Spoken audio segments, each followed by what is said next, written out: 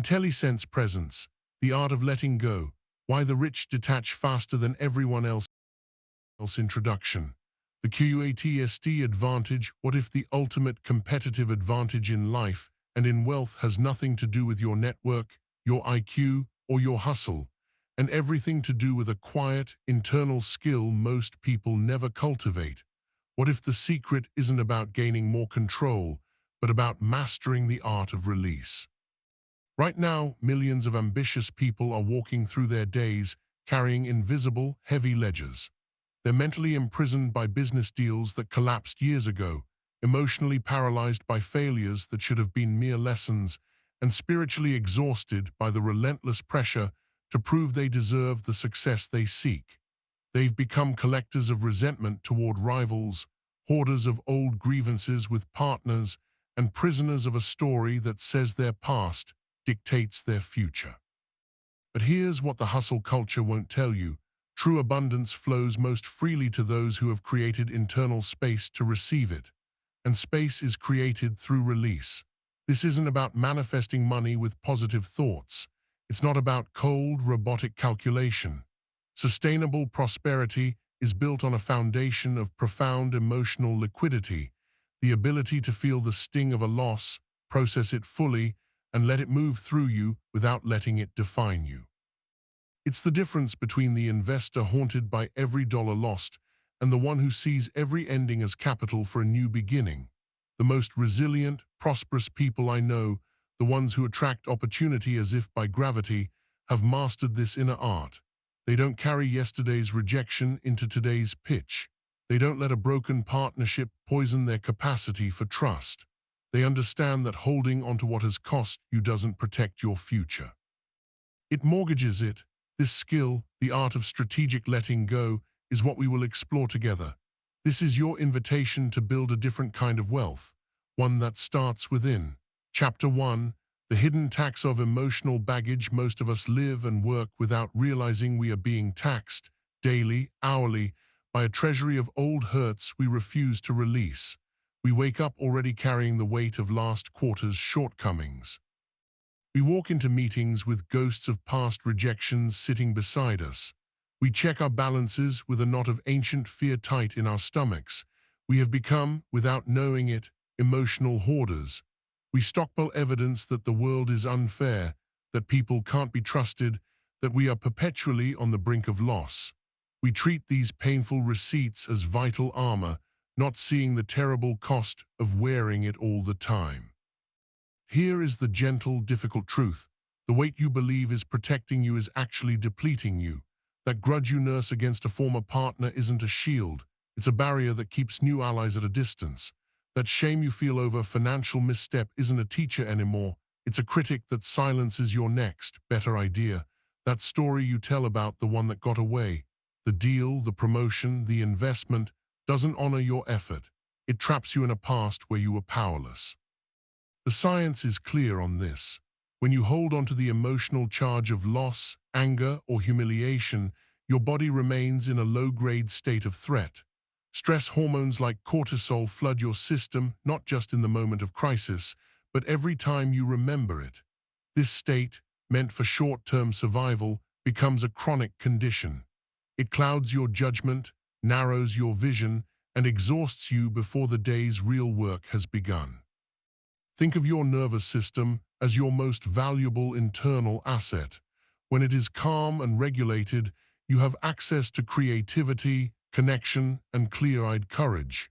When it is perpetually alarmed by old news, you are left with only fight, flight, or freeze. You cannot build a legacy from that place. You can only defend a past. This is why so many talented, intelligent people stay stuck. They aren't just remembering their setbacks. They are reliving them daily. Their brilliant minds have been trained to be expert archivists of pain. Every new opportunity is first scanned for how it could replicate an old wound. They are, without realizing it, investing their most precious resource, their attention, in protecting a story of scarcity. The most deceptive part, this feels like wisdom. It feels prudent. I won't get fooled again, you tell yourself. I'll be more careful. But this isn't carefulness. It is a profound contraction. You are not building walls to keep danger out. You are building a smaller and smaller room to live in and calling it safety. The people who move forward, not just in wealth but in peace, understand a simple, radical thing. Your history is not your housing. Yes, it happened. Yes, it hurt. Yes, it mattered. But carrying the emotional weight of it into every new room of your life doesn't change what happened. It only ensures that every new room feels just like the old one. Your future is a property you have not yet seen. You get to choose what you bring through the door. Real security in life and in finance does not come from clutching every artifact of the past. It comes from developing the discernment to know what to carry and the courage to lay down what no longer serves the person you are becoming.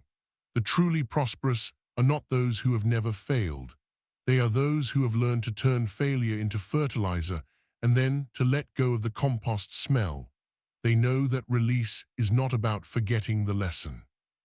It is about choosing to no longer let the old wound dictate the terms of your present growth. Chapter 2, The Psychology of the Sunk Cost of the Heart. To understand why letting go feels so impossibly difficult, you must understand how your brain forms attachments. This isn't just about romantic love or family bonds. Your brain attaches to everything: ideas, identities, outcomes, expectations, and even to your pain itself. We are biologically wired for attachment. It's a survival mechanism. In infancy, attaching to a caregiver literally kept us alive. This fundamental system never turns off. It simply shifts target. In adulthood, you don't just attach to people. You attach to your belief that you're not a salesperson, to your identity as a struggler, to the familiar ache of an old resentment. Your brain craves predictability above all else.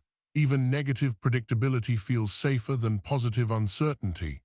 This is why people sabotage good opportunities, reject supportive partnerships, or remain in miserable situations. The known pain feels safer than the unknown possibility. Your brain would rather keep you in familiar misery than risk unfamiliar happiness.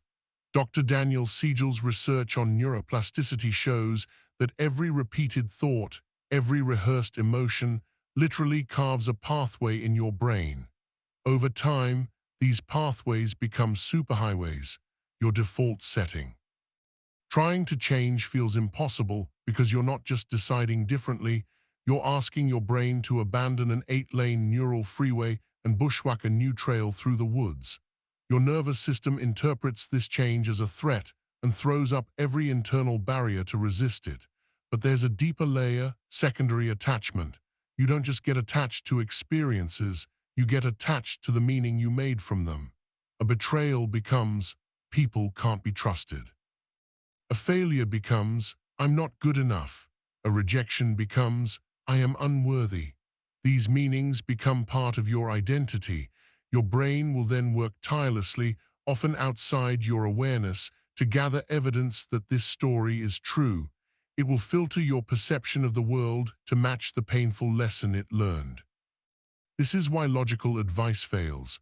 When someone says just get over it or just let it go, they are asking you to abandon a piece of your identity that your brain sees as essential for survival. No wonder you feel anxious, resistant, or even physically ill when you try. Understanding this changes everything. Letting go isn't a moral failing or a lack of willpower. It's a neurobiological challenge. You're not weak, you're human. Your brain is doing its job, protecting you by clinging to familiar patterns, even when those patterns are now the very source of your suffering. The key insight is that you cannot force letting go through willpower alone. You must work with your brain's attachment system, not against it. This means gradually reducing the perceived threat of change, creating new, positive experiences that build new associations, and patiently, compassionately guiding your identity toward a new story of safety. Chapter 3, The Balance Sheet of Your Mind. Most people dramatically underestimate the true cost of carrying emotional baggage. They think holding on to past hurt is just about feeling bad sometimes. The reality is a silent, compounding debt that extracts payment from every domain of your life. Let's audit the liabilities: physical health, the body's silent protest; Chronic resentment, unprocessed anger, and persistent anxiety create a state of prolonged stress. Dr. Gabor Mate's work reveals the direct link between emotional stress and autoimmune disease, heart conditions, and chronic pain. When you hold on to anger, your body produces stress hormones meant for short-term threats. Carrying baggage is like having a fire alarm that never shuts off. This chronic state doesn't just make you tired. Research from UC San Francisco shows it literally shortens your telomeres, the protective caps on your chromosomes that determine cellular aging. Every day you spend rehearsing an old hurt, you are borrowing days from your future health. Your body keeps the score, and it charges astronomical interest. Relationships, the unintentional saboteur. Emotional baggage makes you an unintentional saboteur of connection. When you carry unresolved hurt, you project that pain onto new people. You misinterpret neutral actions as threats. You build walls that keep genuine connection out, guaranteeing loneliness rather than preventing hurt. You develop hypervigilance, a constant, exhausting scan for signs of betrayal. This isn't wisdom, it's a form of mental torture that prevents you from ever relaxing into trust. You become a detective looking for clues of a crime that hasn't happened in a relationship that could be your sanctuary. The cost: a profound, self-imposed isolation. Career and creativity, the ambition tax. Baggage from past failures makes you risk-averse in ways that limit your potential. You avoid applying for the promotion because a past rejection proved you're not leadership material. You don't start the business because a previous venture taught you you're not entrepreneurial. You abandon creative projects because old criticism convinced you have no talent. Your decision-making is hijacked. You choose the safe option not because it's best, but because it won't trigger an old memory of pain. You become a prisoner of your own proven capabilities, unable to venture into the unknown where real growth happens. The capacity for joy, the hollow victory. This is the most tragic hidden cost. When your nervous system is chronically activated by past trauma, it becomes nearly impossible to fully relax into positive experiences. Even when you achieve a goal you've worked years for, part of your mind is waiting for the other shoe to drop, anticipating how this good thing will eventually turn bad. You can have the relationship, the career, the financial success, and still feel a hollow emptiness because you're carrying the pain from when you didn't have them. The baggage from your struggling years prevents you from fully inhabiting your successful ones.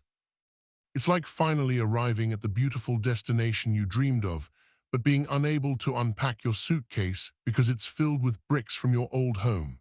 Your identity, the ultimate prison, the most insidious cost. When you define yourself by what happened to you, I am someone who was betrayed, I am a failure, I am unlucky, you become stuck in an old version of yourself. This identity becomes a prison, preventing you from growing, evolving, and becoming who you are capable of being. Your story becomes your cage, and you hold the key but mistake it for part of the lock. But here is the liberating truth on this balance sheet. Every single one of these costs is optional. They are not life sentences. They are the interest payments on emotional debt you have the power to cancel. The weight isn't permanent. The fear isn't keeping you safe. It's all just outdated programming. When you learn to let go, you don't just feel better. You reclaim the vitality, creativity, connection, and joy that were always yours. You stop paying the hidden tax and start investing in your future. Chapter 4, The Neuroeconomics of Release. Understanding how your brain processes and stores emotional information is crucial for learning to let go effectively. Most people try to release old pain through sheer willpower or by plastering it with positive thinking. These approaches fail because they don't address the neurobiological reality. Memory, not a single film reel. When something traumatic or highly emotional happens, your brain doesn't store it like a regular memory. It gets encoded in multiple areas simultaneously in a fragmented way. The hippocampus stores the narrative, what happened. The amygdala stores the emotional intensity, how terrifying, saddening it felt. The body stores the physical sensations, the knot in my stomach, the tension in my shoulders. This is why painful memories feel so vivid and can be triggered by something seemingly unrelated, a smell, a tone of voice, a time of year, or a particular feeling in your body. The memory isn't one coherent file, it's a network of associated fragments. As Dr. Bessel van der Kolk outlined in The Body Keeps the Score, traumatic memories often remain unprocessed. They're frozen in their original raw form, like undigested emotional food. Your brain keeps trying to make sense of them, replaying them, but without the right tools, they stay stuck in an active, raw state. This is why talking about a painful event from 20 years ago can flood you with the same emotions you felt originally. The memory hasn't been filed away in the past. It's living in your present. Neuroplasticity, the brain's redemptive power. But neuroscience offers profound hope. Neuroplasticity, your brain is not a fixed, hardwired machine. It can rewire itself throughout your life. Every time you access a memory, it becomes temporarily unstable before being stored again, a process called memory reconsolidation. This opens a critical window for healing. If you recall a painful memory while you are in a calm, safe, and resourced state, what neuroscientists call a mismatch experience, you can actually change how it's stored. The emotional charge can diminish. The memory can integrate as part of your life story, rather than remaining a frozen, haunting fragment that intrudes on your present. This is why some traditional talk therapy can fail or even backfire. If you're in a distressed, activated state while reliving trauma, you simply re-encode it with fresh distress, strengthening the painful pathways. Effective healing requires first developing what we might call nervous system regulation. The vagus nerve, your biological brake. Into the vagus nerve, the longest cranial nerve in your body and your main pathway for the rest and digest parasympathetic nervous system. When your vagal tone is strong, you have what Dr. Stephen Porges calls neuroception, the accurate, unconscious ability to discern real safety from real danger. You can approach difficult emotions and memories from a place of curiosity and compassion, not terror. When vagal tone is impaired by chronic stress or trauma, you lose this ability. Everything feels threatening. You're stuck in a defensive mode that made sense during the original trauma but doesn't serve you in current reality. Practices like coherent breathing, inhaling and exhaling to a slow, steady count, meditation, humming, singing, and even brief cold exposure aren't just wellness trends. They are vagal tonics. They physically build your biological capacity for safety and regulation. You can't release what you can't safely feel. These practices build the container strong enough to hold the pain you need to process. Mirror neurons, why we heal together. Furthermore, mirror neurons explain why healing is often relational, not solitary. These specialized brain cells fire both when you perform an action and when you see someone else perform it. Being around a calm, regulated person, a skilled therapist, a grounded coach, or even a trusted, emotionally mature friend can help your own nervous system download that state of safety. Their calm becomes contagious, creating the neurological conditions where your brain can gently reorganize traumatic material without being overwhelmed. This is why the presence of a good healer is often more important than their specific words. They provide nervous system regulation through their own embodied state. The lesson from the neuroscience lab is clear. Letting go isn't about fighting your thoughts or thinking positive. It's about creating the internal physiological safety that allows natural healing to occur. You learn to regulate your nervous system first. Then, from that anchored place, you can gently approach old pain, metabolize it, and let it pass through. Healing happens in layers, with patience and skillful means, not with brute force. Chapter 5. The architecture of inner space. True letting go isn't a single, dramatic event of release. It's a systematic process, an architecture you build within yourself, layer by layer. Most people fail because they approach it haphazardly, hoping desire or willpower alone will be enough. Emotional freedom, like a magnificent building, requires a thoughtful structure and a solid foundation. Layer 1, radical self-honesty, the foundation. Before you can release anything, you must see with clear eyes what you're holding, and more importantly, why you're holding it. This sounds simple, but we are masters of elaborate, unconscious denial. We say we're over it, while our behavior tells a different story, avoiding certain places where you might run into them, changing the subject when a topic arises, feeling a familiar tension in your body when their name is mentioned. Radical honesty means gently confronting this gap between your story and your reality. It also means courageously acknowledging the secondary benefits of your pain. Yes, benefits. If there were no payoffs, you would have let go already. These aren't character flaws, they are survival strategies your psyche developed for good reason. Ask yourself compassionately, does holding on to this anger make me feel powerful in a situation where I once felt powerless? Does staying in this story of being wronged earn me sympathy, attention, or a sense of moral superiority? Does remaining stuck allow me to avoid taking new risks that could lead to fresh disappointment?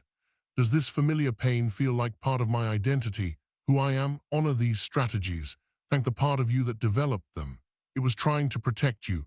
Then consciously choose to meet those underlying needs for power, connection, safety, identity in healthier, more life-affirming ways. This honest foundation prevents future collapse. Layer 2.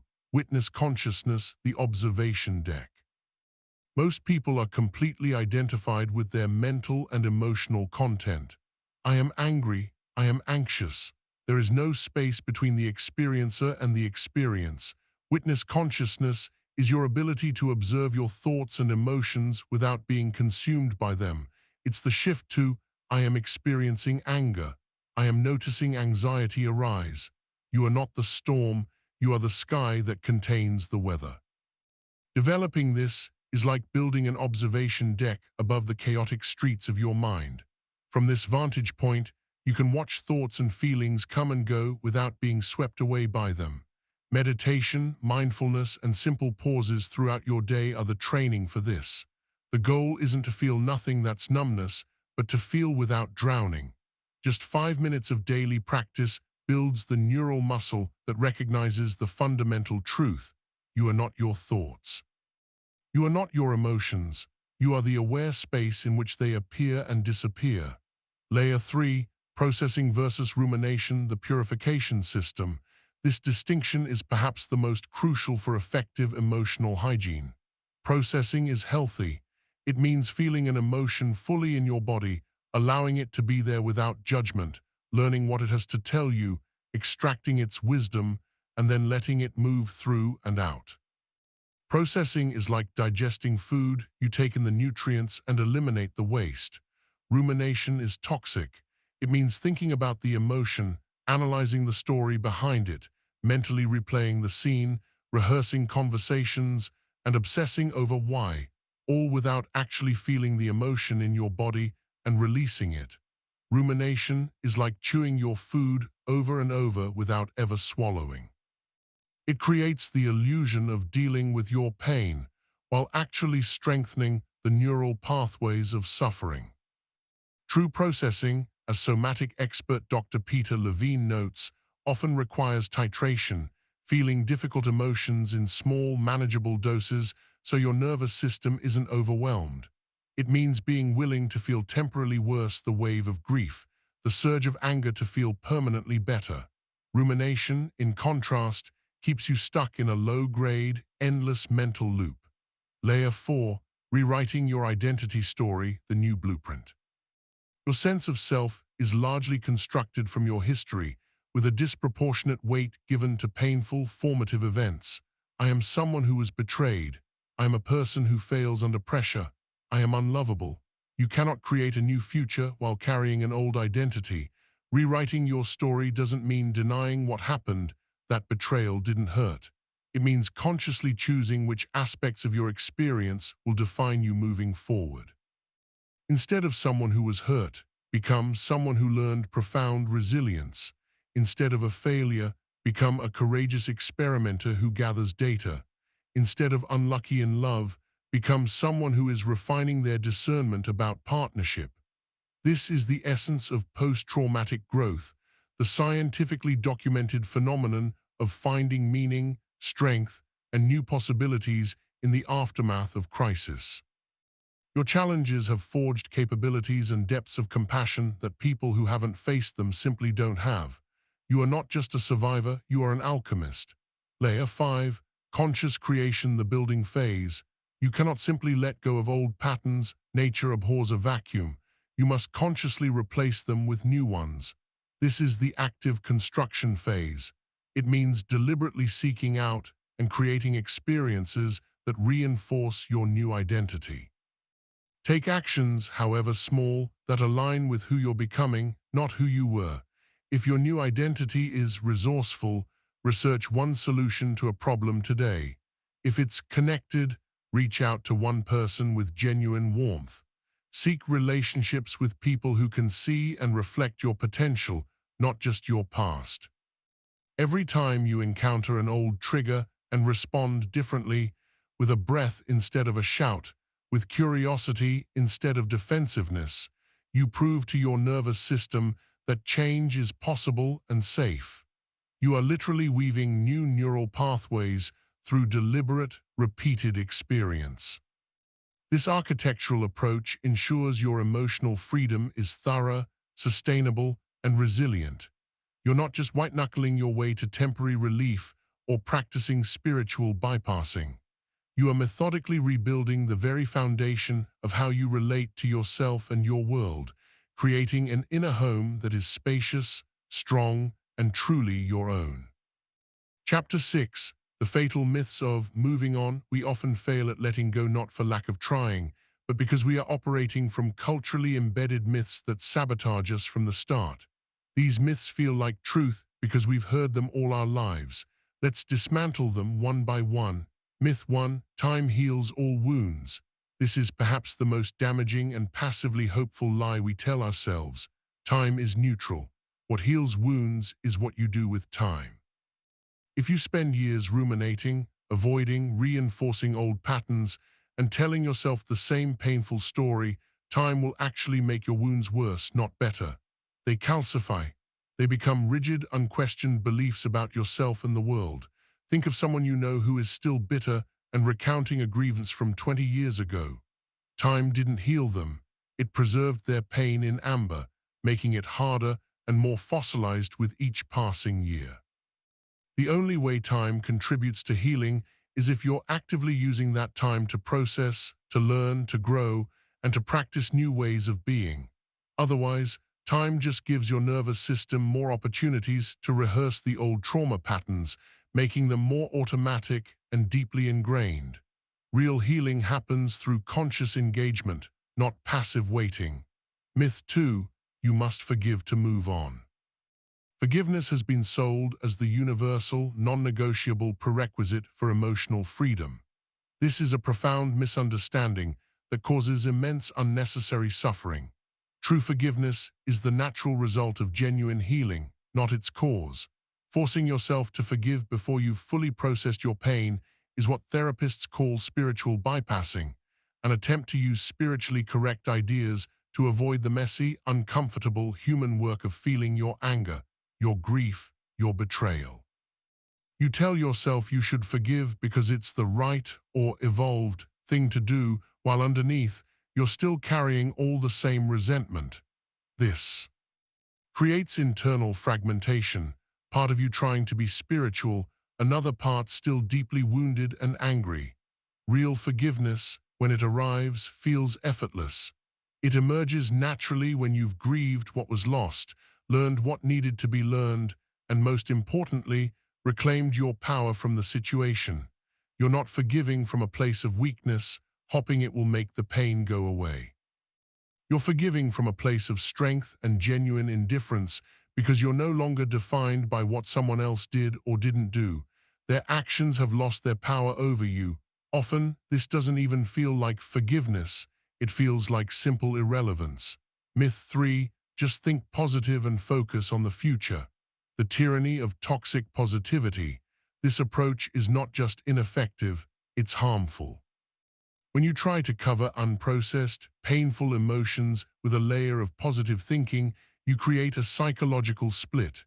Your conscious mind is focused on affirmations about the future, but your nervous system, your body, is still stuck in the past, responding to old threats.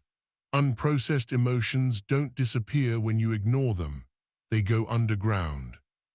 They become what Carl Jung called the shadow, running your life from the basement of your unconscious, influencing your relationships, your health, your decisions, and your capacity for joy in ways you can't see or understand.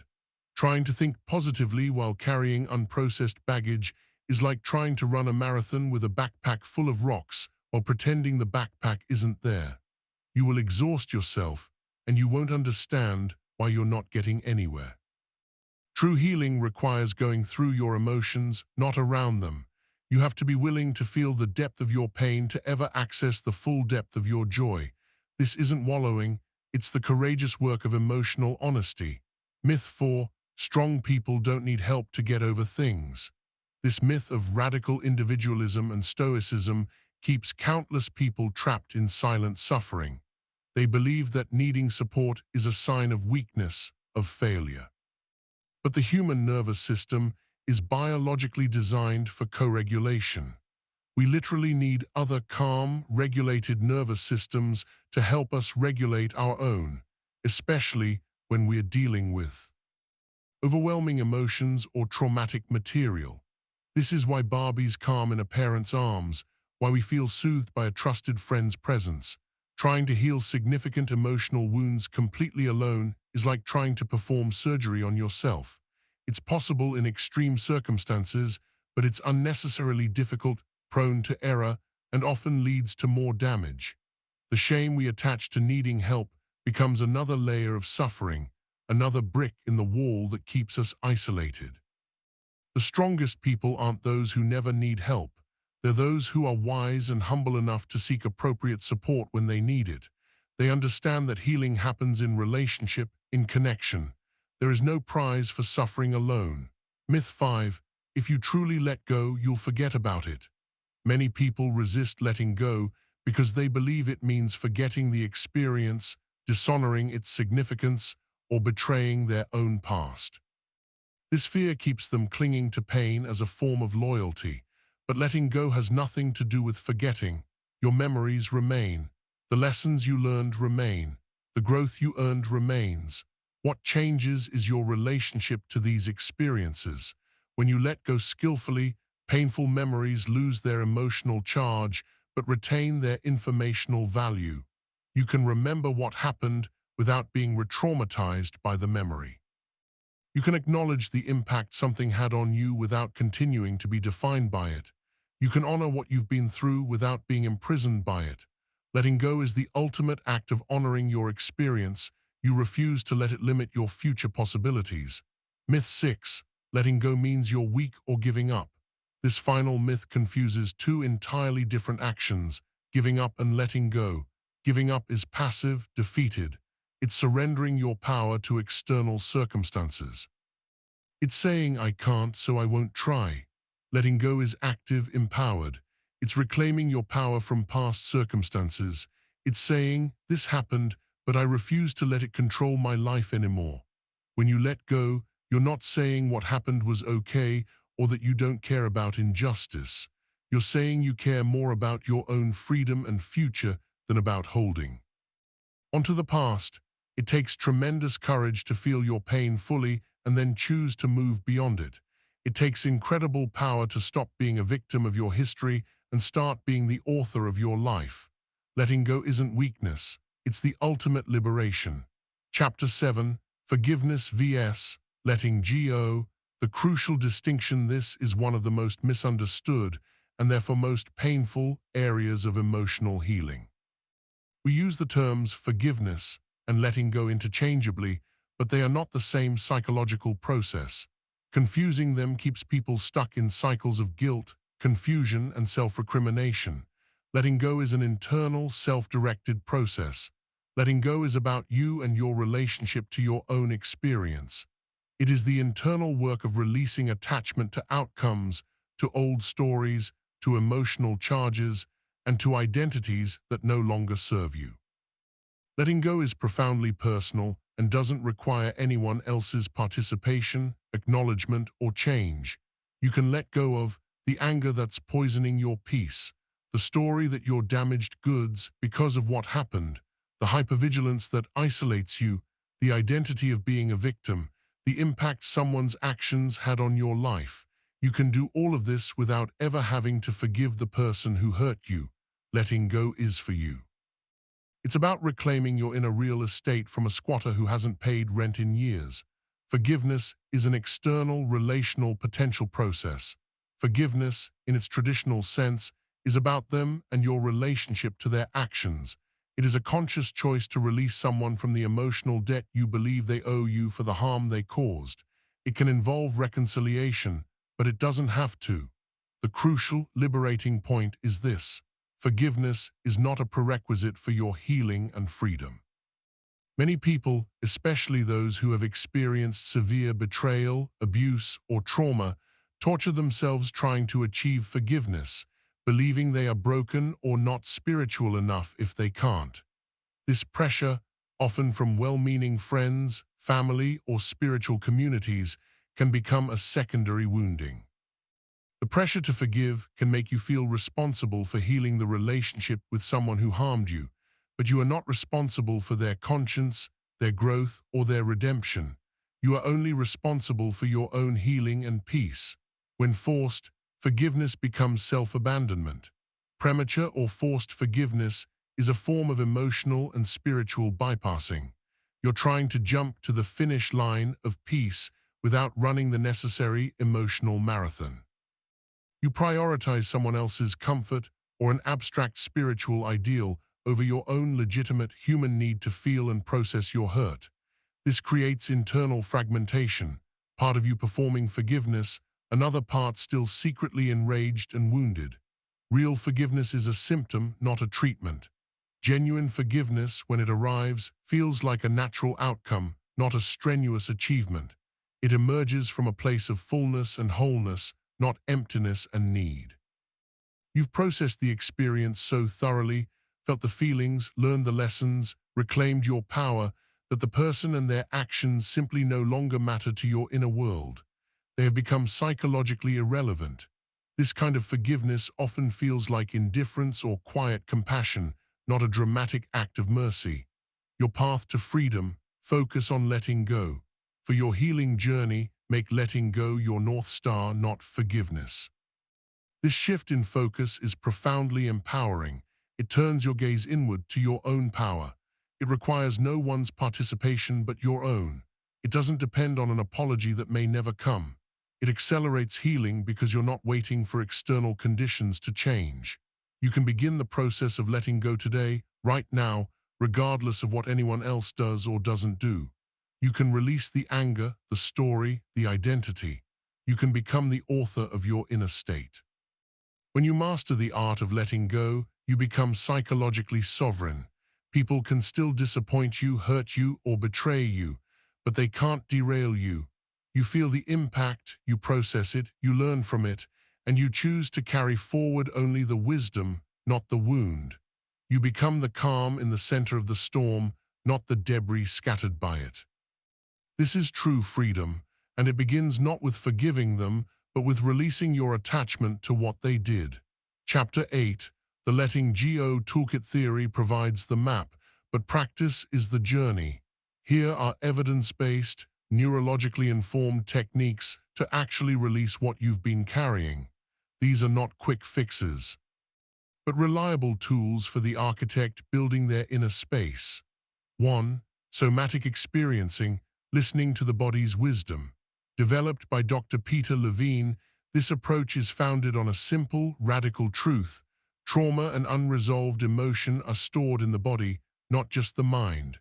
When we experience something overwhelming, our nervous system's natural fight-flight-freeze response doesn't get to complete its cycle. The mobilized energy gets trapped, creating chronic tension, anxiety, and emotional reactivity. The practice, instead of reliving the story in your head, you bring gentle awareness to the sensations in your body. Find a quiet space. Think of a mildly difficult situation. Now drop the story, just feel. Do you notice tightness in your chest, a sinking feeling in your stomach, tension in your jaw or shoulders? Don't analyze it. Don't try to change it. Simply observe the sensation with gentle curiosity, as if you're a scientist discovering a new phenomenon. The magic, often when you give a sensation non-judgmental attention, it begins to naturally shift, move, or release. You might feel heat, tingling, waves of energy, slight trembling, or a deep sigh. This is your nervous system gently discharging stuck energy, completing the interrupted response cycle from long ago. It's not dramatic catharsis. It's the quiet, organic process of your body healing itself when given safe, attentive space. Start with small, manageable memories and sensations. This is titration in action. 2. Cognitive restructuring, updating your internal software. This isn't about slapping a positive affirmation over a negative belief. It's the surgical, compassionate work of identifying and challenging the unconscious, absolutist beliefs that keep you attached to pain.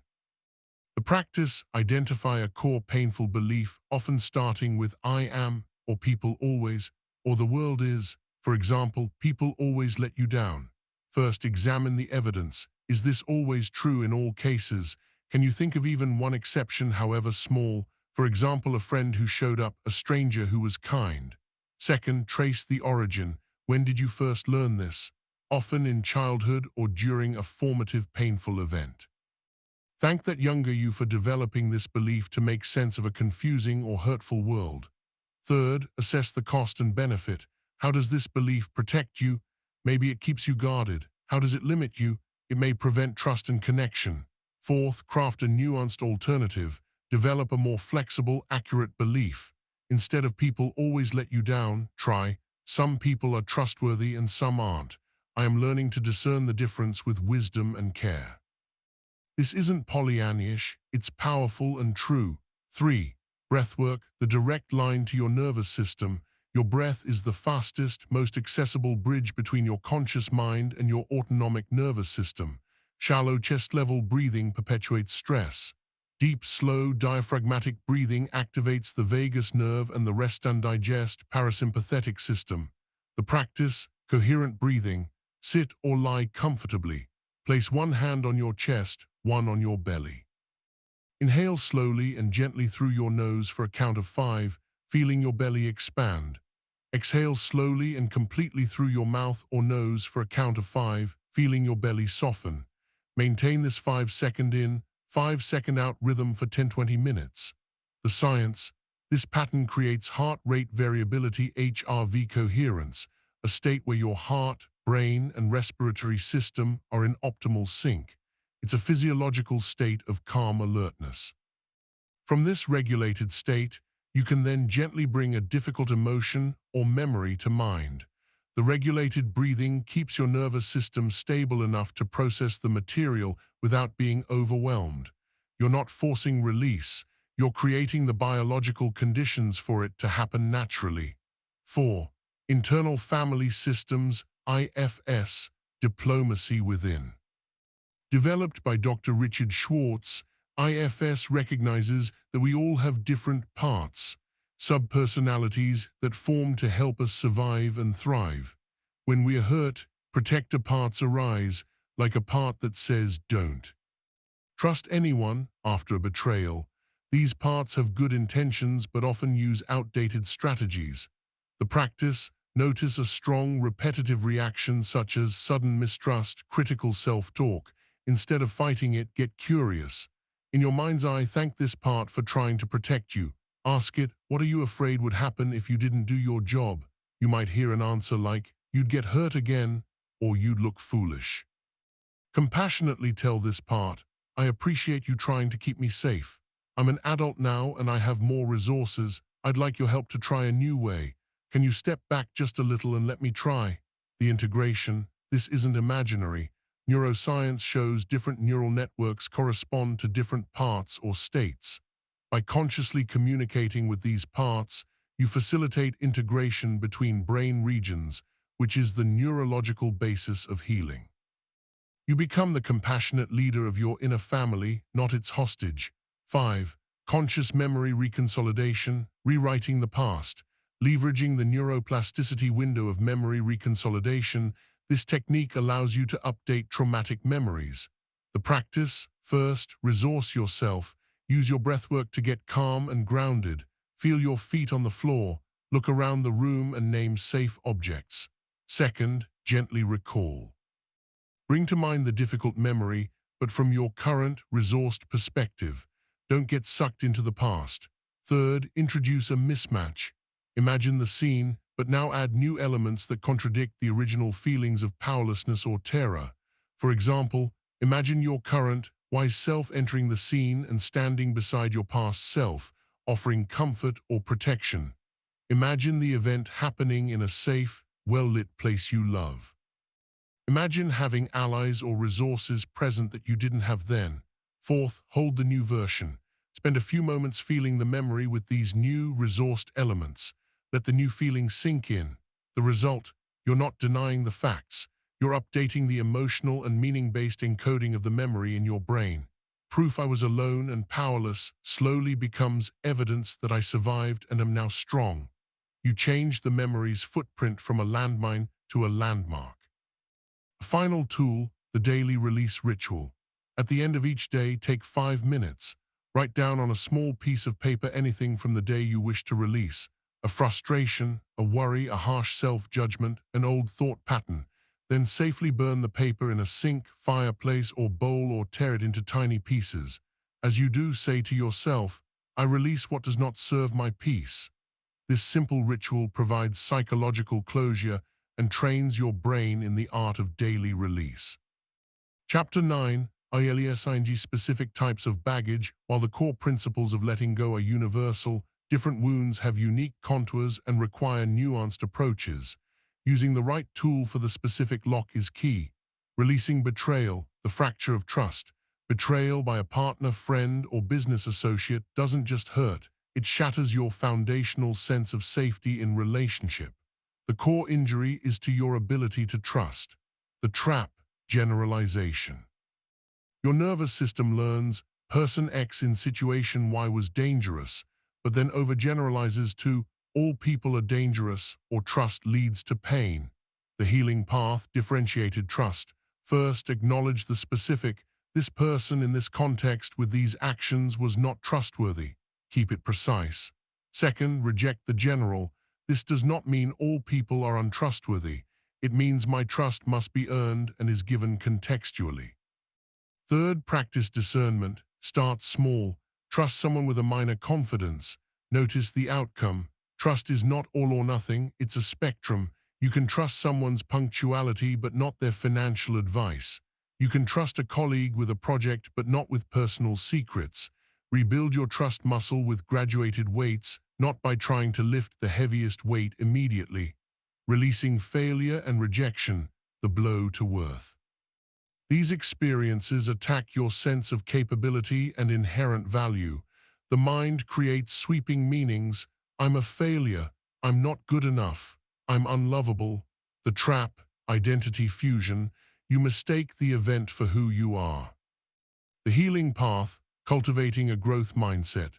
First, reframe the event. See failure as feedback, not identity. A business that didn't succeed is not proof you're not entrepreneurial. It's a rich data set on what doesn't work in a specific market. Second, separate outcome from worth. Rejection is information about compatibility, timing, or another person's limitations. Not a verdict on your fundamental value. The job didn't fit. The person wasn't your match. Third, build confidence through exposure. Confidence isn't built by avoiding failure, but by proving to yourself you can handle it. Take small, calculated risks where the stakes of failure are manageable. Each time you survive and learn, you weaken the old story that failure is catastrophic. Releasing childhood trauma, the foundational crack. This is the most complex baggage, because it was installed during your brain's most formative development. The beliefs formed, I am not safe, I am unworthy of love, my needs are a burden, feel like absolute unquestionable truth. The trap, believing the childhood survival map is an accurate guide for adult territory. The healing path, reparenting your inner child. First, access the young part. In a quiet moment, connect with the feeling of being that hurt, scared, or lonely child. You might use an old photo. Second, provide what was missing. As your present-day adult self, imagine giving that child what they needed but didn't get. This isn't fantasy, it's neural repatterning.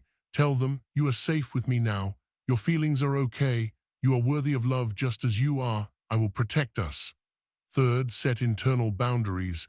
Learn to say no to internalized critical voices that mirror past caregivers. Speak to yourself with the kindness and encouragement you would offer a beloved child. Fourth, seek professional support. This work is deep and can be disorienting. A therapist trained in trauma like IFS, EMDR, or somatic experiencing can be an invaluable guide. There is no shame in needing a guide for this journey. Releasing grief, the weight of absence. Grief becomes baggage when the natural mourning process gets stuck, often because certain feelings, anger at the deceased, relief at an end, guilt for moving on, feel too taboo to feel. The trap, believing there's a right way to grieve or that you should get over it. The healing path, honoring the full spectrum and finding continued connection. First, feel all of it. Give yourself permission to feel the unacceptable emotions alongside the sadness. Anger, relief, guilt, even moments of joy, they are all part of the mosaic of loss. Second, create rituals of connection. You are not letting go of the person, you are letting go of the pain of their physical absence as the primary mode of connection. Create new ways to connect. Write them letters, engage in an activity they loved, speak their values aloud in your decisions. Third, integrate, don't erase. The goal is to integrate the loss into your ongoing life story, not to delete it. They become part of who you are, a chapter in your book, not the book itself. Releasing shame, the poison of self. Shame is the most paralyzing baggage because it attacks the core of your being. Guilt says, I did something bad. Shame says, I am something bad. The trap, isolation. Shame convinces you that if people saw the real you, they would recoil in disgust. The healing path, shame, resilience. First, recognize and name it. This is shame. Just naming it robs it of some power. Second, reach out the antidote. Shame thrives in secrecy and dies in empathy. Share your shame story with one absolutely safe, trusted person. Their empathetic response, I get that, I've felt that too, is the kryptonite to shame. Third, talk back to the shame voice. Respond to the inner critic with self-compassion. I understand you're trying to protect me from rejection by making me small, but I am worthy of belonging just as I am. By understanding the unique architecture of each type of pain, you can apply your tools with precision and compassion, unlocking the specific doors that have kept you confined. Chapter 10. Your personal practice of freedom. Letting go is not a destination you reach and then remain at forever. It is a lifestyle, a daily practice, like physical fitness or musical skill. Without consistent maintenance, old patterns reassert themselves and new challenges create fresh attachments. Here is how to build a sustainable practice of emotional freedom. 1. Daily nervous system regulation, non-negotiable maintenance. Your capacity to remain non-attached depends entirely on your ability to maintain a regulated nervous system. When you're dysregulated, anxious, agitated, collapsed, everything feels like a threat, and your brain will default to old, protective patterns regardless of your conscious intentions. Proactive practice daily. This is your preventive medicine. 10-20 minutes of coherent breathing upon waking, 5 minutes of meditation, a walk in nature without your phone, gentle stretching or yoga, cold splash on the face. Find 1-2 practices you enjoy and can realistically maintain. Consistency is infinitely more valuable than occasional intensity. Responsive intervention in the moment. These are your emergency tools for when you notice you're triggered. The physiological sigh, double inhale through the nose, long exhale through the mouth, instant calm, placing your hand on your heart, splashing cold water on your face, or simply stepping outside for 60 seconds of fresh air. 2. The weekly emotional inventory. Emotional attachments develop gradually and can operate below your conscious radar for a long time. A weekly check-in prevents them from accumulating. The practice: set a 15-minute appointment with yourself each week. Ask, what am I trying to control that's outside my control? What specific outcome am I overly attached to right now? What old story or identity am I unconsciously carrying into this week? Where did I feel resentment, defensiveness, or anxiety? What might be underneath that? The goal: not to judge, but to bring conscious awareness. Catching an attachment when it's a thread is easier than when it's a rope. 3. Creating transition rituals. Life's natural transitions, ending a job, leaving a home, closing a relationship, are potent opportunities for letting go. Without conscious ritual, they often become sources of fresh trauma and unresolved baggage. The practice: design a simple ritual to mark the end and the beginning. For an ending, write a letter of gratitude and release, then burn or bury it. Have a last supper or final walk to say goodbye to a place. Create a playlist that honors the chapter, then listen to it one last time. For beginning, clean and consecrate a new space. Set intentions. Buy a plant or object that symbolizes the new energy you wish to invite. The science: rituals provide psychological closure. They create clear demarcations that help your brain update its internal maps of reality and identity. They signal that chapter is archived. This one is now open. 4. Curating your inner circle. Your social environment has an enormous influence on your capacity for freedom. Relationships that consistently trigger old wounds, reward emotional drama, or subtly punish your growth will sabotage even the most dedicated personal practice. The practice: conscious relationship gardening. First, identify nourishers. Who are the people who leave you feeling calm, expanded, and more like yourself? Who models healthy emotional regulation? Prioritize these relationships. Second, identify drainers. Who consistently triggers your old patterns? Who requires you to shrink, people please, or stay in a familiar, small story? This doesn't always mean cutting people off, though sometimes it does. It often means changing the soil, setting firmer boundaries, changing the topics of conversation, reducing the frequency or duration of contact. Third, seek mentors and peers. Actively look for people who are a few steps ahead on the path of emotional maturity. Join a men's women's group, a meditation community, or a workshop. Healing is contagious. 5. Developing mastery in one primary technique. While it's helpful to understand many approaches, transformation comes from depth, not breadth. True mastery of one practice is worth more than superficial knowledge of 10. The practice: from the toolkit in Chapter 8, choose the one technique that most resonates with you. It might be breathwork, IFS dialogue, or somatic tracking. Commit to practicing it deeply for 90 days. Read a book on it. Find a teacher or guide. Weave it into your daily routine. As you master one approach, you'll naturally and organically integrate insights from others, but your primary practice will be your reliable foundation.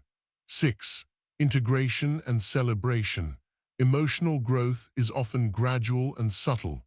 Without conscious recognition, you can miss how far you've come, leading to discouragement. The practice of integration: regularly reflect on specific changes. 6 months ago, that criticism would have ruined my week. Now I felt it, processed it in an hour, and moved on. I used to avoid that trigger entirely.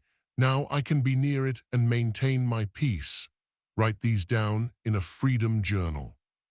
The practice of celebration: do not spiritualize your progress into nothingness. Celebrate it. When you navigate an old trigger with new grace, acknowledge it. Treat yourself to something that brings you simple joy. This positive reinforcement wires your brain to associate growth with pleasure, making future letting go easier and more natural. Your practice is your personal sanctuary. It doesn't have to be perfect, rigid, or impressive. It must be yours, and it must be consistent. A few minutes daily, rooted in self-compassion, will build more freedom than occasional heroic efforts rooted in self-criticism. Chapter 11, The Ultimate Release, Your Identity. We've explored letting go of experiences, emotions, and stories. But the deepest, most profound attachment of all is to identity itself. Most people are so completely identified with their stories, their roles, and their self-concepts that they cannot imagine who they would be without them. This identity attachment is the final frontier of letting go, and it's where the most radical freedom becomes possible. The identity prison. Your identity is largely a collection of stories you've told yourself about who you are based on interpretations of your past. I am someone who was abandoned. I am a person who struggles with money. I am someone who can't maintain relationships. I am an imposter. These stories feel like absolute, unshakable truth because they're built on real experiences and reinforced by neural pathways you've walked 1,000 times. But they are still just interpretations that have crystallized. The problem with identity attachment is that it creates a powerful, self-fulfilling prophecy. When you believe at a core level that you are a certain type of person, you will unconsciously make choices, interpret events, and even sabotage opportunities to maintain coherence with that story. If you identify as someone who struggles financially, you'll unconsciously avoid or undermine opportunities for abundance.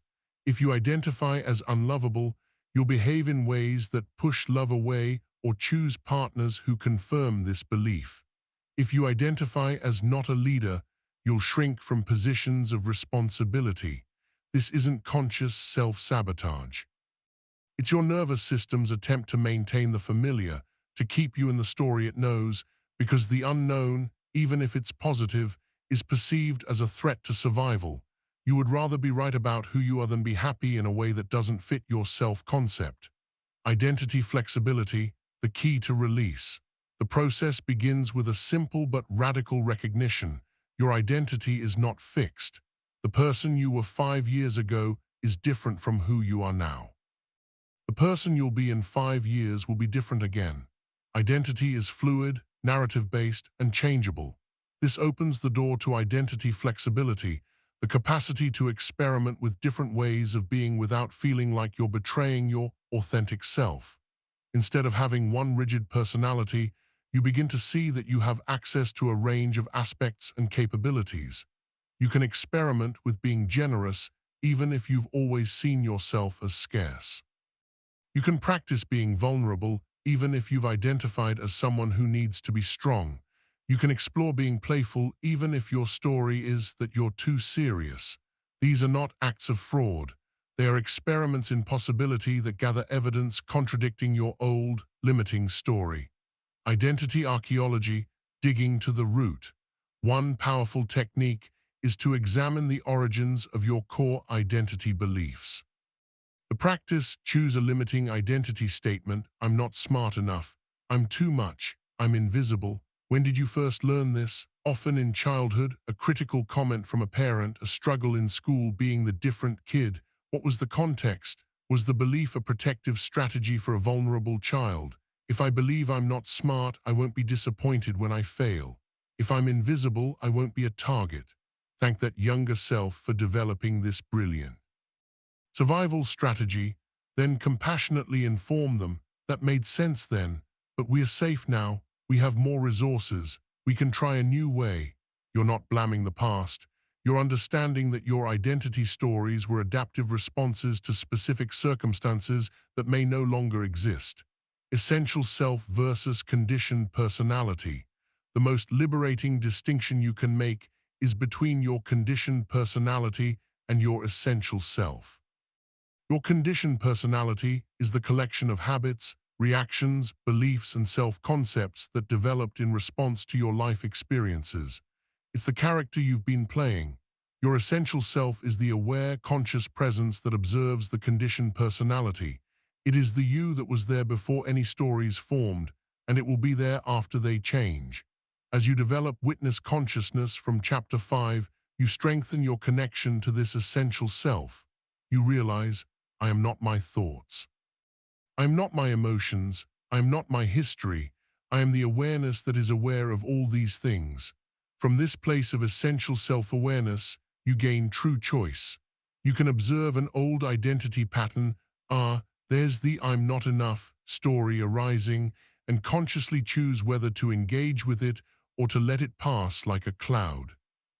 You can select which aspects of your conditioned personality to express in a given moment, like an actor choosing from a repertoire of roles, all while knowing you are more than any single role. The courage of the liminal space. Releasing identity attachments is inherently disorienting. There is a necessary, uncomfortable period, the liminal space, where the old you has dissolved, but the new you hasn't yet fully cohered. You're no longer who you were, but you're not yet who you're becoming. This space can feel like emptiness, confusion, or even grief. It requires tremendous courage and faith. During this time, your curated community is vital. Look back at Chapter 10. You need people who can see your potential and reflect it back to you, who won't try to pull you back into your old, familiar story because it makes them more comfortable. The goal, integration, not replacement. The ultimate goal isn't to become someone else. It's to become fully yourself, to integrate all the different aspects of your being without being limited or controlled by any single one. You can access your strength when strength is needed and your tenderness when tenderness serves. You can be both independent and interdependent. You can be serious in the boardroom and silly with loved ones. You are not a single note. You are the entire symphony, and you are also the silence that contains it. Releasing identity attachments doesn't leave you with nothing. It returns you to everything, to the boundless, creative potential of your essential nature, free to consciously author your story from one moment to the next. This is the foundation of unshakable confidence and authentic power. Chapter 12, Freedom in Connection, letting go in RELATIONSHIPS. One of the greatest human challenges is learning to remain emotionally free while being deeply connected. Most people oscillate between two painful poles, enmeshment, losing themselves in relationships, and detachment, avoiding intimacy to protect themselves. The art of letting go within connection is the middle path, the path of mature love. Love versus attachment, the critical distinction. We often confuse these two, but they are fundamentally different energies. Love is an open, flowing energy that wants the best for the other person, regardless of what that means for you. It is expansive, peaceful, and supportive. It says, I want you to be happy and free. Attachment is a clinging, possessive energy that needs the other person to be or do something to make you feel secure. It is anxious, controlling, and fear-based. It says, I need you to make me happy and secure. Attachment often feels more intense, the butterflies, the jealousy, the devastation at the thought of loss. We mistake this intensity for depth of love, but real love feels different. It's a deep calm, a profound respect, a joyful encouragement of the other's growth, even when that growth changes the relationship. Differentiation, the bedrock of healthy connection. Psychologist David Schnarch coined this term. Differentiation is your ability to maintain your sense of self, your emotional stability, and your values while in close relationship with another. It's the opposite of emotional fusion. A poorly differentiated person, their partner's anxiety makes them anxious. Their partner's anger makes them defensive or scared. Their partner's sadness feels like their responsibility to fix. They are like two colors of paint that have blended into one muddy hue. A well-differentiated person, they can remain compassionate, present, and supportive when their partner is struggling without taking on the partner's emotions as their own. They can listen to problems without feeling responsible for solving them. They can witness pain without being consumed by it. They are like two distinct trees whose roots are intertwined but whose trunks stand separately, strong in their own right. Differentiation allows for true intimacy because there are two whole people choosing to connect, not two halves trying to complete each other. Releasing the fantasy of completion, the romantic ideal of finding your other half who completes you, is a recipe for dependency and disappointment. It suggests you are incomplete on your own and that the right person will fill your voids, heal your wounds, and give your life meaning. Healthy relationships involve two whole people who enhance each other's already full lives. You bring your own sense of purpose, your own emotional stability, your own interests, and your own capacity for joy to the relationship. So do they. Together, you create something beautiful that is greater than the sum of its parts, but you could both thrive independently if necessary. This shift from neediness to choice transforms everything. Instead of staying together because you need each other, you stay together because you choose each other every day. This choice made from fullness is the basis of secure, mature love.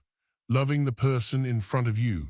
Many relationships suffer because one or both people are in love with their idea of who their partner could become, rather than accepting and loving the person who is actually in front of them right now.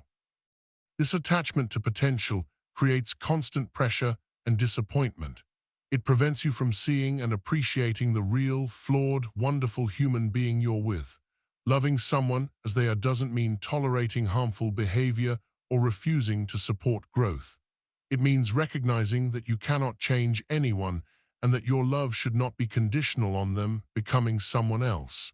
If you need them to be fundamentally different to be happy, you may not be compatible.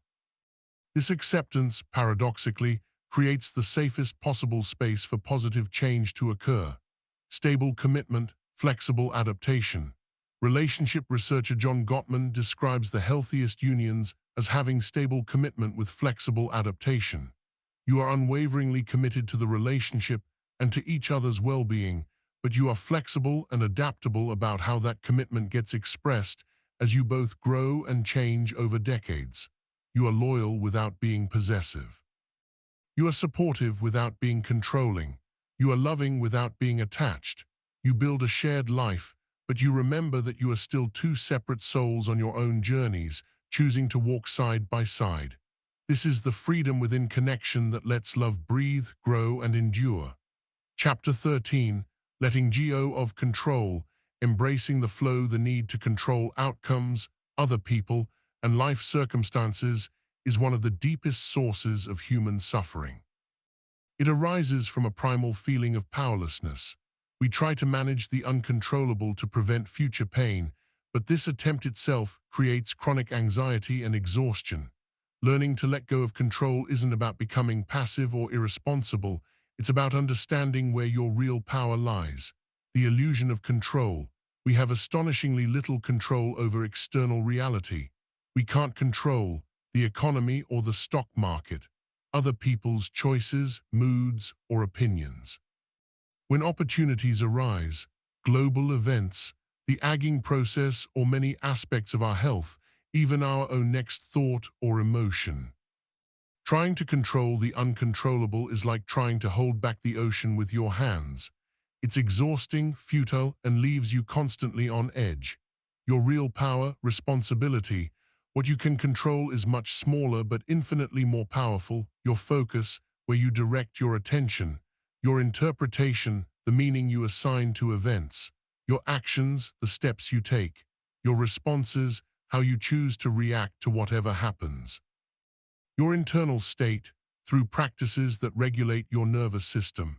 This is your true domain of power, shifting your energy from trying to control external outcomes to mastering your internal and behavioral responses is incredibly liberating. Instead of exhausting yourself trying to manage all of life's variables, you build resilience, the capacity to handle whatever arises with grace and resourcefulness, developing tolerance for uncertainty. Most people have a very low tolerance for not knowing what will happen. This drives them to seek premature guarantees, make fear-based decisions, or avoid opportunities altogether. Uncertainty is not danger, it's just discomfort. Your brain, wired for survival, prioritizes predictability. But in the modern world, this same wiring often prevents you from pursuing the very opportunities that lead to growth and fulfillment. The practice: gradually expose yourself to small uncertainties. Go to a restaurant without checking the menu first. take a different route home, have a conversation without rehearsing what you'll say. As you build confidence in your ability to handle minor unknowns, you can gradually take larger, more meaningful risks, releasing attachment to timelines. We create immense suffering by demanding that good things happen according to our personal schedule. We become impatient with slow progress, frustrated by setbacks, and discouraged when results don't match our expectations.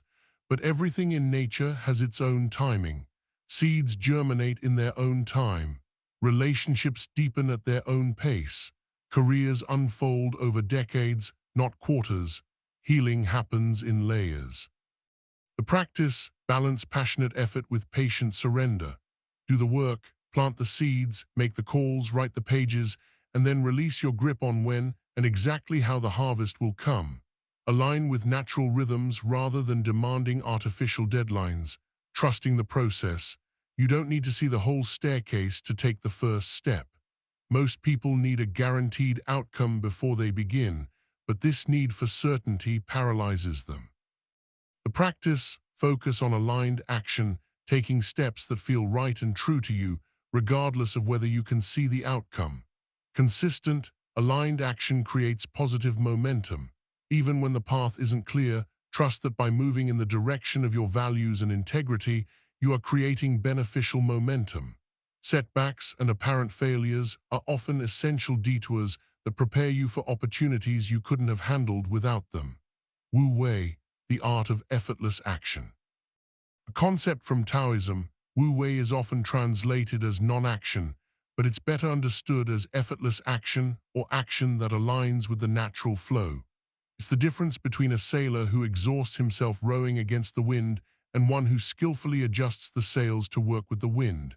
Both are taking action, but one is fighting reality while the other is collaborating with it. The practice, notice when you're forcing, striving, or pushing with immense effort against resistance. Pause. Ask, is there a way to work with this energy instead of against it? This might mean waiting for a better time, approaching a problem from a different angle, or surrendering a specific tactic while keeping your overall intention. Flow states emerge when your effort feels challenging yet natural, not forced and strained. The paradox of release. The ultimate paradox of letting go of control is this. It often leads to more influence and effectiveness than trying to control everything. When you're not exhausting yourself fighting reality, you have more energy for creative problem solving. When you're not attached to one specific outcome, you can see and seize unexpected opportunities. When you're not trying to control other people, they're more likely to be positively influenced by your authentic presence and genuine care. By releasing your grip, you don't lose power, you discover a more intelligent, responsive, and graceful kind of power. You become like water, finding the path of least resistance while slowly, inevitably shaping the landscape. Chapter 14, The Spiritual Dimension. Release as sacred practice. While letting go can be approached from purely psychological or practical perspectives, many find that the process naturally opens the door to spiritual dimensions of experience. This isn't about adopting a specific religion, but about recognizing that the practice of release can connect you to something larger than your personal story, a sense of peace, unity, and flow that transcends the individual self, from ego consciousness to essential awareness. As you practice letting go of attachments to thoughts, emotions, and personal history, you may begin to glimpse what lies beneath all these transient phenomena, a consistent, aware presence. This is what many wisdom traditions point to: the shift from identifying with the small, separate self, the ego, to recognizing your fundamental nature as awareness itself. This isn't an abstract philosophy, it's a lived experience. In moments of deep meditation, in nature, during profound grief or joy, the boundaries of your personal identity can temporarily soften or dissolve. You might experience a sense of being part of a vast, interconnected whole. From this expanded perspective, personal problems don't vanish, but they are held in a much larger context. The breakup that felt world-ending becomes a poignant scene in an endless play. The career failure is a single chapter in a vast book.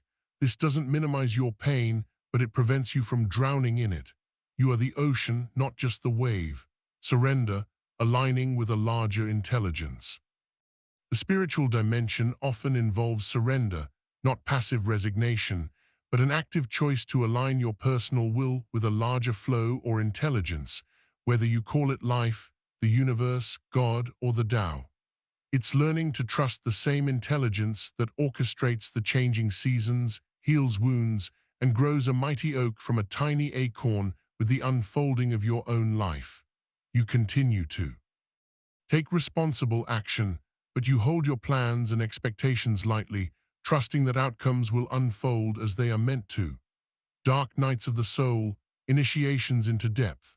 On this path, you may encounter what spiritual traditions call dark nights of the soul, periods when everything you've relied on for security and identity seems to fall apart.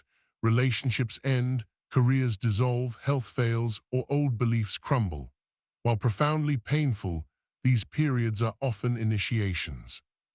When your personal resources and strategies fail, you are invited, sometimes forced, to let go of your attachment to how you think your life should be and to surrender to a deeper source of strength and wisdom. Many people discover in these times that they are supported by something much larger than their individual will. From getting to giving, the flow of service. As you release attachment to personal success and individual fulfillment as the ultimate goals, a natural shift often occurs. Your energy moves from what can I get to what can I give, from how can I be happy to how can I be useful. This isn't forced altruism. It emerges organically as you realize that your well-being is intimately connected to the well-being of others and the whole. The boundaries between self and other become more permeable. Compassion becomes less of an effort and more of a natural response, as you recognize that the consciousness looking out through your eyes is the same consciousness looking out through everyone else's. Synchronicity and flow. As you deepen in this practice of surrender and alignment, you may notice more synchronicities, meaningful coincidences, perfectly timed opportunities, the right people appearing at the right moment. This isn't magic or wishful thinking. It's what happens when you stop swimming frantically against the current and start flowing with the river. You become available to the intelligence of life in a new way. The ultimate realization, nothing to hold on to.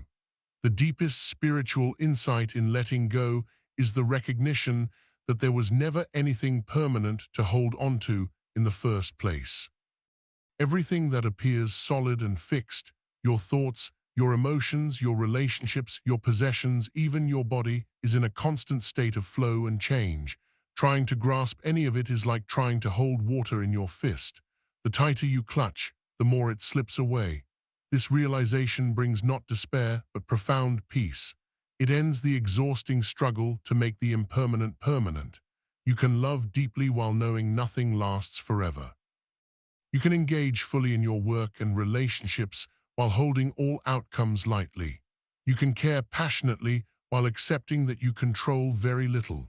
This freedom, to be fully engaged in life while fundamentally unattached to its forms, is what the spiritual traditions of the world have pointed toward for millennia. It is available to anyone willing to practice genuine, moment-by-moment surrender. Chapter 15. Living as a free human, your new life begins now. Understanding the principles of letting go is one thing, living them is another. After everything we've explored, there comes a moment of choice. Will you simply return to old patterns with new information, or will you actually begin to live differently? Living as a free human means integrating this practice into the fabric of your ordinary daily life, not just during peaceful retreats or controlled moments, but in traffic jams, difficult conversations, financial stress, and family conflicts. It means your default setting shifts from reactivity to conscious response, from problem-solving to flow-following. Most people approach life as a series of problems to be solved, obstacles to be overcome, and goals to be achieved. This creates a constant state of mental effort and tension. Living freely means shifting to flow following. You develop sensitivity to subtle cues, energy, timing, resonance. You learn to discern when to push forward and when to pause, when to speak and when to listen, when to act and when to allow. You become less like a general forcing a battle plan and more like a sailor reading the wind and currents. You develop what some call spiritual intelligence, the ability to sense what wants to emerge through you rather than just executing what your ego thinks it wants. Outcome independence, the freedom to engage fully. A hallmark of free living is putting your full energy and passion into whatever you're doing, your work, your relationships, your creative projects, while simultaneously releasing your grip on exactly how it must turn out. You do excellent work without being devastated if it's not recognized. You love openly without being destroyed if it's not reciprocated in the way you hoped. You pursue goals with enthusiasm without being derailed if they don't manifest as planned. This outcome independence eliminates the chronic background anxiety that comes from having your sense of worth and security tied to things outside your control. Your worth is inherent in your being, not in your achievements. This allows you to show up more fully, more authentically, and often more effectively, embracing post-traumatic growth. Free living means embracing the concept of antifragility, not just resilience bouncing back, but actually becoming stronger, wiser, and more compassionate through life's difficulties. Instead of seeing challenges as things that happen to you, you learn to see them as experiences that develop qualities and capacities you couldn't have accessed otherwise. You become an alchemist, turning the lead of painful experience into the gold of wisdom and depth. This doesn't mean seeking suffering or pretending pain is good. It means refusing to let any experience go to waste. The lightness of being. Perhaps the most noticeable quality of a person living from this kind of freedom is a natural lightness. When you're not carrying the weight of everyone's opinions, not attached to specific outcomes, and not trying to control the uncontrollable, a spontaneous joy and humor about the human condition can emerge. You can laugh at your own patterns. You can appreciate the absurdity of certain dramas. You can find beauty and kindness in unexpected places. This lightness isn't spiritual bypassing or denial. It's what naturally arises when you're not making everything so deadly serious. You can care deeply without caring desperately. You can work hard without working frantically. You can love intensely without loving possessively. The courage to be misunderstood. Your freedom will not be appreciated by everyone. Some people are invested in you staying predictable, manageable, or limited. Your growth may threaten their own unexamined patterns. Living freely means becoming comfortable with being misunderstood, criticized, or even rejected by those who can't or won't accompany you on your journey. The freedom to be authentic, regardless of others' reactions, is one of the greatest gifts you can give yourself. And paradoxically, by giving yourself this gift, you give others permission to be authentic as well. Your realness creates space for deeper, more genuine connection. Your freedom is a gift to the world. Finally, recognize that your personal practice of letting go contributes to something larger than yourself. Every person who breaks free from unconscious patterns of attachment, reactivity, and fear makes it a little easier for others to do the same. Your healing ripples out into your family system, your friendships, your workplace, your community. As you become less reactive, more compassionate, and more emotionally available, you become a source of stability and calm for others. You literally change the emotional climate of the rooms you enter. We are all interconnected. Your freedom is not a selfish act. It is a profound contribution to the collective healing and awakening of humanity. By doing your own work, you light a lamp that makes the path a little clearer for those around you. The invitation: you don't need to be perfect at this. You don't need to have resolved all your issues first. You don't need to wait for better conditions. Freedom is your natural state. It becomes accessible the moment you stop fighting reality and start flowing with what is. The new life you've been seeking doesn't require changing your circumstances, finding different people, or waiting for the perfect moment. It requires changing your relationship to whatever circumstances, people, and moments are already present. This is where your freedom lies. And this is where your new life begins. Right here, right now, with the next breath you take and the next choice you make. Part II, the financial psychology of the unburdened mind introduction. The clean ledger. There is a silent, overlooked correlation between the state of your inner world and the state of your financial world. They are not separate domains. Your portfolio, your income, your investment decisions, they are mirrors, reflecting back the clarity or chaos of your psychology. The first part of this book laid the foundation, emotional freedom as the prerequisite for any meaningful abundance. This part builds the structure upon it. Here, we translate the principles of release into the specific, practical language of wealth creation, preservation, and enjoyment. We will explore why the most successful investors aren't necessarily the smartest in the room, but often the calmest. Why entrepreneurs who fail spectacularly and move on without a scar often succeed wildly in their next venture. Why inherited wealth is so frequently squandered not through bad math, but through unprocessed emotional baggage. This is the financial psychology of the unburdened mind. This is how you build a fortune that doesn't cost you your peace and a peace that attracts fortune. Chapter 16. The portfolio of baggage, your most expensive asset class. Every investor knows about asset classes, equities, bonds, real estate, commodities. But there is a hidden asset class in every financial portfolio that no broker will ever report on: emotional baggage. And it is almost always a liability, not an asset. This portfolio doesn't show up on your balance sheet, but it dictates its performance. It is composed of positions you're holding for all the wrong reasons. The sunk cost position is money left in a failing investment because you've already put so much in, and admitting loss feels like admitting you're a fool. You're not investing, you're trying to prove your past self right. The grudge position is refusing a profitable opportunity because it's offered by someone who slighted you years ago. You are choosing the emotional satisfaction of resentment over cold, hard financial gain. The fear ETF is an overly conservative, cash-heavy allocation not born from strategic planning, but from a frozen, trauma-based memory of past loss. It's not prudence, it's financial PTSD. The status derivative consists of investments made not for their fundamentals, but for the story they tell about you. The flashy venture capital deal, the trendy stock, the luxury asset bought to signal belonging.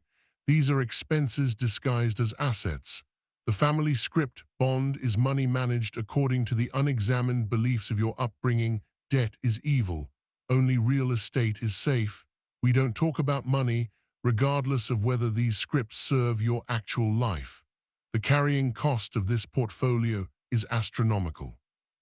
It charges fees in missed opportunity, the deals you don't take, the relationships you don't form, the risks you don't embrace because your mental capital is tied up in old stories.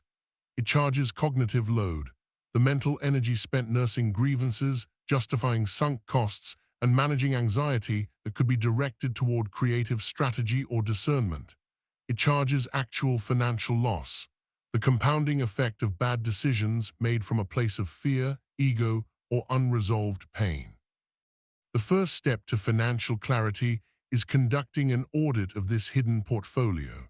Ask yourself, which of my current financial positions are held to serve my psychology rather than my prosperity? The goal is not to become emotionally cold, but to become financially honest, to align your money with your conscious values, not your unconscious wounds. A clean ledger begins internally. You must be willing to sell off, to let go of these psychological positions at a loss, to free up the capital, both mental and financial, for truly productive investments. Chapter 17, the scarcity mindset vs. the stewardship mindset. Your fundamental relationship with money is not a fact, it's a story. For most, it's a story of scarcity. The scarcity mindset is a psychological state of perpetual lack. It whispers, there's not enough. More is better. Hold on tight. Protect what's yours. Someone else's gain is your loss. It's a defensive, contracted, and anxious posture. It leads to hoarding, risk aversion, jealousy, and petty competition. This mindset is almost never about the actual numbers in your account. I've seen billionaires operate from scarcity and students on grants operate from abundance. It's a neurological loop, a pattern of attention that scans for threat and limitation. The antidote is not abundance thinking, which can become just another form of anxious grasping. The antidote is the stewardship mindset. Stewardship is a posture of responsibility and flow. It says, resources flow through me. My role is to allocate them wisely to myself, to others, to the future. I am a channel, not a dam. Scarcity asks, how can I get more? Stewardship asks, how can this resource best be used? Scarcity sees money as an end in itself. Stewardship sees money as a tool for creating value, experiences, and security. Scarcity is rooted in fear of the future. Stewardship is rooted in competence and trust in your own capacity to navigate the future. How do you cultivate stewardship? You practice letting go of the clutch. First, practice directed giving. Give money away consciously and regularly with no expectation of return. Not just charity, but generous tips, unexpected gifts, paying for a friend. This breaks the neurotic circuit of accumulation and teaches your nervous system that the flow is circular, not linear. You are not diminished by giving. Second, reframe budgeting. Move from a budget of restriction, I can't spend this, to a budget of allocation, I choose to direct funds here for this purpose. You are the CEO of your resources, not its prisoner. Third, focus on value creation. Redirect your primary focus from making money to creating value. What problem can you solve? What beauty can you create? What service can you render? Money is the shadow that follows value. Chase the substance, not the shadow. When you operate from stewardship, financial decisions become clearer, less emotionally charged, and more strategic. You are no longer trying to fill a bottomless pit of lack. You are tending a garden. Chapter 18, Detachment from OUTCOMES. The investor's greatest skill, the market, is a chaotic, complex system. You can do everything right, meticulous research, perfect timing, sound strategy, and still lose money due to a black swan event, a regulatory change, or sheer randomness. The amateur investor is attached to being right. They tie their self-worth to the green or red on their screen. A loss is a personal failure. This leads to panic selling, doubling down on losers to prove a point, and taking profits too early out of fear that rightness will evaporate. The professional investor practices detachment from specific outcomes while maintaining fierce attachment to their process. This is the critical distinction. Outcome thinking says, this trade must make me 20%. Process thinking says, I will only enter trades that meet my 7 predefined criteria. I will manage my risk to never lose more than 2% of my capital on any single idea. I will review my decisions weekly, judging my adherence to the process, not the P&L. The process is your realm of control.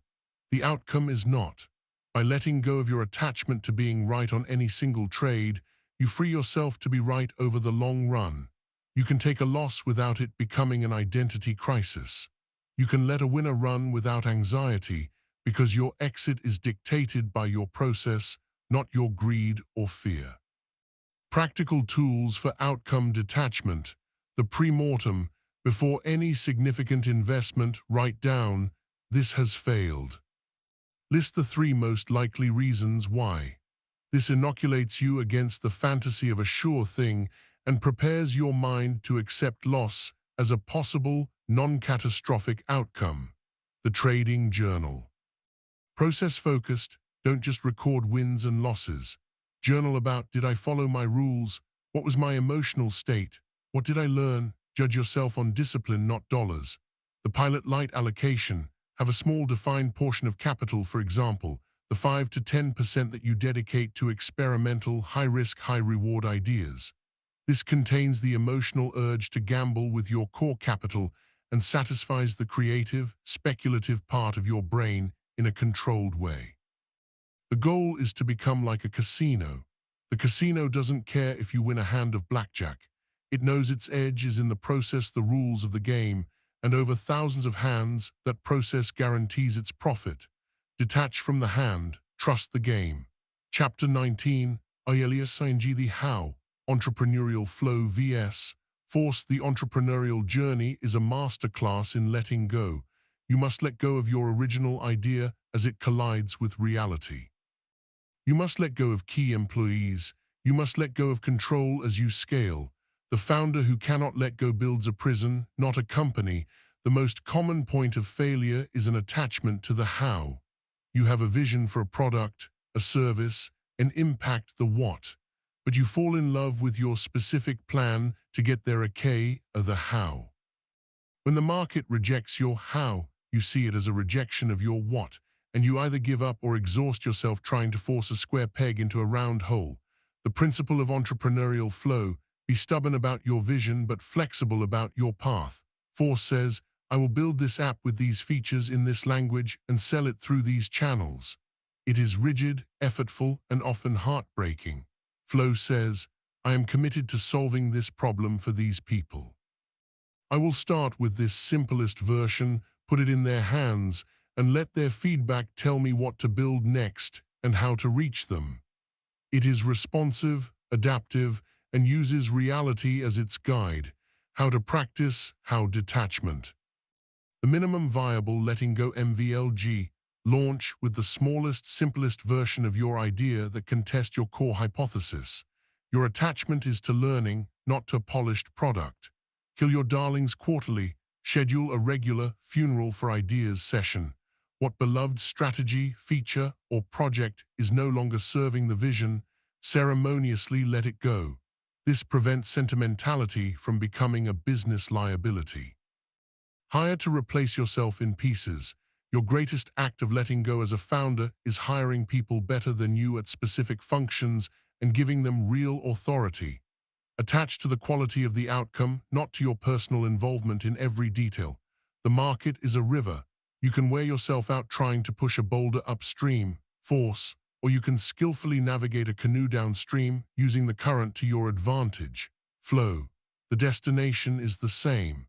One path leaves you depleted. The other leaves you energized and ready for the next rapid.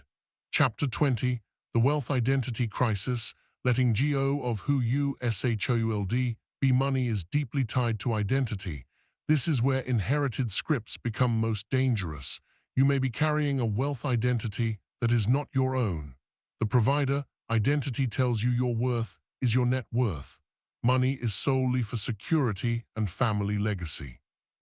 Pleasure, ease, and personal enjoyment feel like frivolous betrayals of this duty. The sophisticate identity dictates that money must be used to display taste, education, and class. Investments are about signaling art, wine, memberships as much as returns. The rebel identity involves rejecting wealth as corrupt or vulgar, leading to self-sabotage when you approach success. I'm not one of them. The lucky identity is a deep-seated belief that your wealth is unearned, common in trust, fund recipients, or sudden success, leading to guilt, imposter syndrome, and reckless spending to get back to normal. These identities are cages. They dictate how you save, spend, invest, and feel about money, often in ways that conflict with your authentic desires. The work differentiation. You must separate your authentic financial values from your inherited financial identity. First, archaeology. Trace the root of your money beliefs. We always save 50% of everything. Whose voice is that? Your Depression-era grandparent? Is that their wisdom or their trauma? Honor its origin, then decide if it serves you. Second, values clarification. Set aside all shoulds. If you were entirely free from judgment, what would you use money for? List your values: adventure, security, creativity, family, community impact, luxury, peace of mind. There are no right answers, only yours. Third, design your money protocols. Align your financial actions with your values, not the ghost of an identity. If freedom is a top value, your protocol might prioritize liquid assets and passive income streams. If legacy is key, your protocol focuses on trusts, education funds, and long-term equity. If experience is paramount, your budget aggressively allocates to travel and learning while automating savings. Letting go of a wealth identity can feel like a betrayal.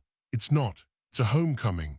It's the process of ensuring your money serves the life you want to live, not the life you were told you should want. Chapter 21, The Philanthropy of Release. Wealth as a verb for those who have accumulated significant means. The final and most profound financial letting go is philanthropy. Not the transactional, reputation-managing kind, but the kind that is an authentic expression of the stewardship mindset. True philanthropy is not about the giver. It is the ultimate practice in detachment from both money and ego.